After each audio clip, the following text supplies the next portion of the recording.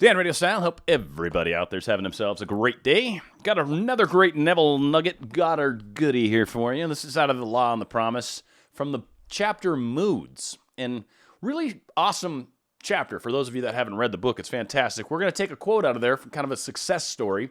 But what's really important is it really talks about the power of the mood, the power of feeling the mood before you actually have the thing you're looking for, right? A lot of people are like, once I manifest such and such, I'm going to be happy. But the fact is you should be happy that the wish is fulfilled before. That's where that whole gratitude thing comes into play that so many of us have heard about, right? Being grateful for your manifestation. You're grateful because it's coming. You're grateful because it's already on its way. You're grateful because you know it's going to happen. And so thusly, you're happy because you know by the very nature of asking and imagining that you're creating it. And so by doing that, you know that it's already been created. I'm happy I have it already. Even though it hasn't physically shown up in your life, you know it's coming. So, Neville Goddard, gotta love the guy.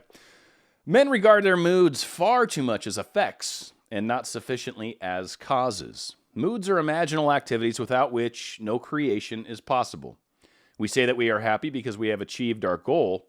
We do not realize that the process works equally well in a reverse direction, and we shall achieve our goal because we have assumed the happy feeling or the wish fulfilled. Now, you can let manifestation lead your life, right? Lead your feelings, your moods. So until I get something to happen, then I'll be happy. Or we can be happy because we know we control, to a degree. I mean, there's certainly going to be some variables that throw in life, but for the most part, we control what's coming towards us. We control what we're attracting to ourselves. And so thusly, we don't need to be happy once we have the thing.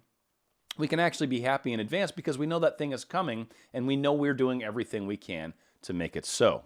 Now, one of the great examples about this particular chapter in the story I'm going to share with you, I get a lot of questions from people that are in the most dire straits. They have no money. They're persons with a third party. They're in another state. They don't talk to them. They're angry at them right now. I'm broke. I can't get a job. I just got laid off, right? Like all of these horrible things are going on. And so many people are like, but how do I act like I've got it already when all I can see is that I don't have it already? And really where the problem comes from is your shift of focus. You're shifting of focus from not what you're currently at, but what you're creating. And when you know that your power of word and your power of mood and your power of feeling is what does the creation, well, then there's not a lot of concern about, am I going to get it? Maybe an issue of when I'm going to get it, certainly, but not a question of if I'm going to get it. So that happiness, that mood, all these things start to happen in advance. And you just generally find that life tends to flow a little better. You seem to feel like you're behind the 8-ball less, to borrow a pool term, which basically means when you're behind the 8-ball, for those of you who've never played pool, you're not allowed to hit the 8-ball first. And so if you're behind the 8-ball, that means there's no other ball you can hit without hitting the 8-ball. It makes the shot difficult. You either, have to try to do some crazy angles and bounce it and hopefully not hit the 8-ball. Because if you hit the 8-ball first, you scratch. Your turn's over. So being behind the 8-ball means you kind of feel like you're always trying to make up for the things that aren't going right in your life. You're always kind of reacting to things rather than being more proactive. So let me share an example of someone that was just having a hard go at life and decided to really take what Neville Goddard was teaching, but certainly back at the time, and take it into practice, make it part of who she was. And then there's an awesome little technique that she shares with us here that we're going to spend a little time talking about that I think is super powerful for those of us that are in that place where nothing seems to be going right. There's a way out of that too, I promise. And it's the same way. And the mood really comes in handy because so many of us are stuck on the mood where we're at right now. I'm bummed. I don't have what I want. I can't see it. Everywhere I look, it's not here. Yet we find ourselves in a bad mood because we keep noticing all the things going wrong. Shift it. Turn that frown upside down, as they say, and actually start to realize that this does work. Things are coming. Give it a chance. Give it a go. So, the lady in the following story so successfully felt the feelings of her wish fulfilled, she made her mood the character of the night, frozen in a delightful dream. Most of us have read love and fairy stories. We all know the stories of improbable riches and good fortune are for delight of the very young. But are they? I want to tell you of something unbelievably wonderful that happened to me through the power of my imagination, and I am not young in years. We live in an age which believes in neither fable nor magic, and yet everything I could possibly want in my wildest dreams was given to me by the simple use of what you teach, that imagining creates reality, and that feeling is the secret to imagining.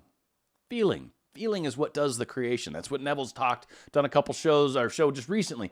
Feeling is where the subconscious actually makes it happen. The subconscious does the manifesting for us because the conscious mind thought of something and through that created a feeling, and then we felt that feeling. The subconscious goes, oh, there's a feeling. I've got to do something about this. Have to. That's my job.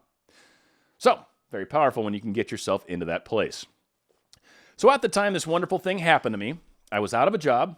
I had no family to fall back upon for support.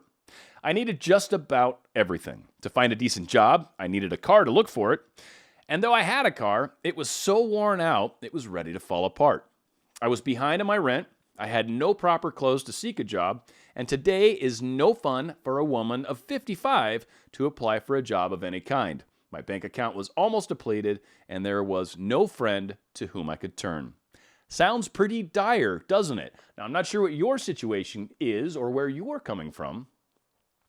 But if it's bad, if it seems like there's nothing that's working out, there's a way out of it. It's what we focus on and it's what we feel. It's the moods we have. So when you're constantly focused on what's not going right, it's hard to be in a good mood, isn't it? It's hard to be grateful of all the wonderful things that are coming when you're constantly focused on what you currently don't have. And so by focusing on what you don't have, you will continue more of not having it. Why? Because you're focused on it. It's a focus-based universe. You're going to feel cruddy. So feeling cruddy is going to manifest more of that thing. Your subconscious is going to be like, oh, you've got a very strong emotional response about the fact that you've got nothing right now. You have a feeling about it. Okay, I'll make that feeling so. Subconscious doesn't care if you feel bummed or feel happy. It doesn't really care. It's just giving you what you are experiencing. It's giving you what you're thinking and then feeling, and then it just gives it to you. Doesn't matter. It doesn't care. It's impartial. So we have to change what we're focused and what we're thinking of.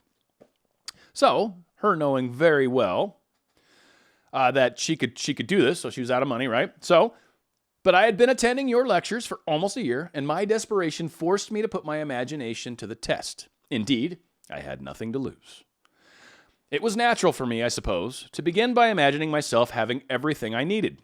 But I needed so many things, and in such short order, that I found myself exhausted when I finally got through the list.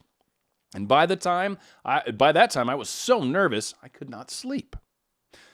One lecture night, I heard you tell of an artist who captured the feeling, or word, as you called it, of "Isn't it wonderful?" Awesome technique. We'll talk more about it. Isn't it wonderful in his personal experience?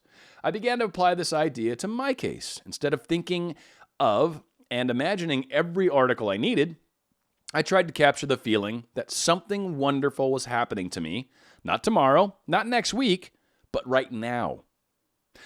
I would say over and over to myself as I fell asleep, isn't it wonderful? Something marvelous is happening to me now. And as I fell asleep, I would feel the way I would expect to feel under such circumstances. Changing the shift from, oh my God, woe is me, these things are too far out, to saying, all right, well, obviously a lot of change needs to happen in my life. A lot of things need to fulfill. Kind of my contrast moment, if you will. That's okay. That's great.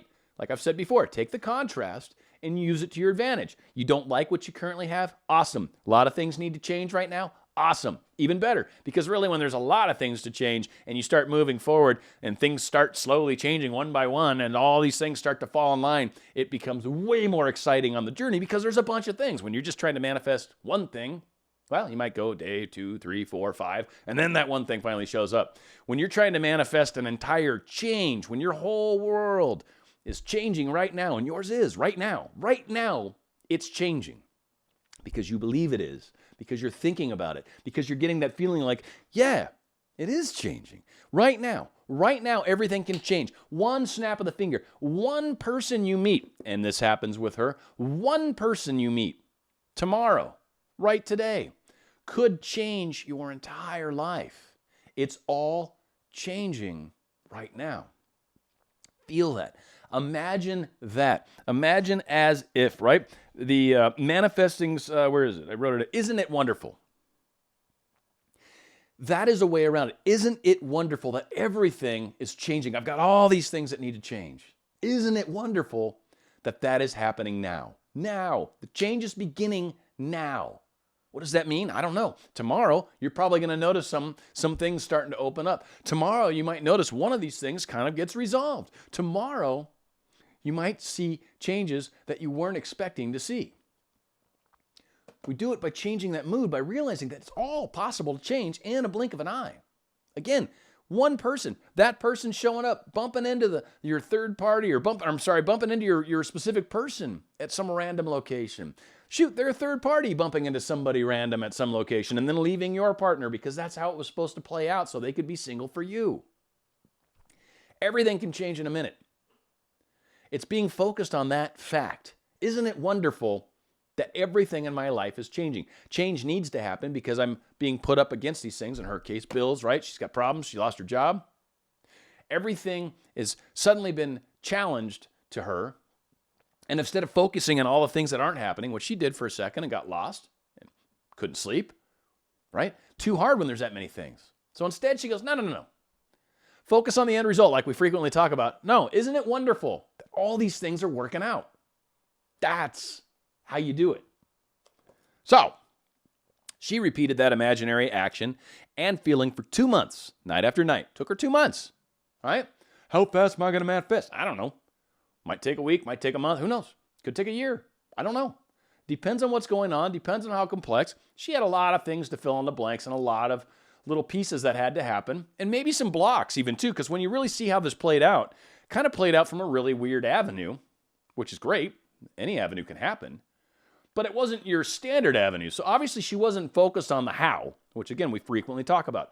Don't get lost in the how because you'll limit yourself. And here's how. Because this situation you wouldn't imagine either, nor would I.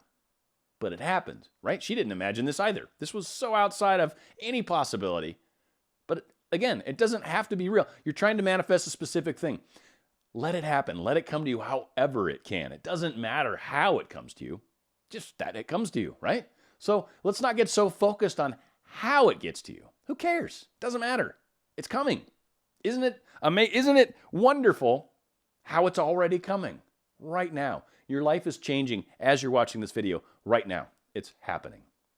It's a change. It's a shift. You'll feel that glow inside of you. You're like, yeah, it kind of does. It actually feels good. Yeah, because it is. And it's that feeling that manifests it. Remember that feeling. Know that feeling. Get the goosebumps like she does. So she repeated this for 2 months, night after night. And one day in early October, I met a casual friend I hadn't seen for months who informed me he was about to leave on a trip to New York. So long story short, they talk. I don't want to, it's a whole bunch, right? Long story short, she's going to go to New York, talks with this guy. Yay, fantastic. It's cool. She didn't think anything more of it, right? Just that was the end of it. She'd been to New York. They had a little chit chat. Guy goes to New York, comes back, whatever. She doesn't ever hear anything of him. But for the next 2 years, So during their conversation, apparently this guy that went to New York, he met some old friend of hers that she'd known from her past. And during their bumping into each other, that lady came up in a conversation. This lady who's writing this story has no idea what they talked about. No idea whatsoever. And really has, nothing. For some reason, this individual that the guy bumped into happened to be a wealthy guy and decided because of the conversation they had about this individual that he was going to share some of his wealth with her. So that's exactly what he did. And oddly, for the next 2 years, from the office of his attorney, I received monthly checks so generous in amounts that not only covered every necessary requirement of daily living, but left me much over for all the lovely things of life: a car, clothes, a spacious apartment, and best of all, no need to earn a daily bread. She manifested all of her things that she needed because she said, Isn't it wonderful that all of this stuff in my life is changing? I'm in a place in my life that has to have change, right? Has to have change. I've talked about if there's a third party, they have to break up if they're going to be with you. You've got something in front of you right now that's causing difficulties, lack of money, lack of job, lack of car, whatever. What that means is something has to happen. That's fine.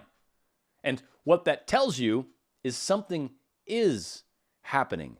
You don't just end up in situations, unless your karma sucks really bad, okay? And there's people out there that, take advantage of people, take advantage of people, take advantage of people, and then eventually end up in a place where they're stranded, they don't have anything, everything they have is falling apart, they don't have any means to fix it. That's kind of a different thing. That's called karma, and that's like, yeah, you sort of have been crappy to people. So yeah, welcome. You reap what you sow.